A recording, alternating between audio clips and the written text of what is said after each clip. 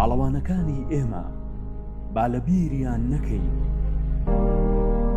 لەم سەردەمەی کۆرۆنادا هەمووان چاویان لە دوو گروپە کە لەم بەڵایە بمان پارێزن، پزیشک و کارمەندانی تەندروستی لەگەڵ هێزە ئەمنیەکان.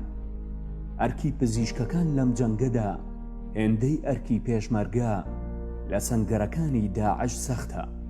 ئەوان بەڕاستی پاڵەوانن، بەڵام با بیرمان نەچێت پاڵەوانێکی تریش هەیە کە هەمیشە لە کاتی جەنگ، لە کاتی خۆشی و ئاهەنگ، لە کاتی نەخۆشی و دەرد و بەڵا، لە کاتی لافا و باران، لە کاتی کۆرۆناش، لە بری هەمووان ئەوان لەوێن. بەهۆی ئەوانەوە ئێمە زیاتر دەزانین، زووتر دەیزانین، لێیان دەدرێت، دەکوژرێن، بەڵام بەردەوامن.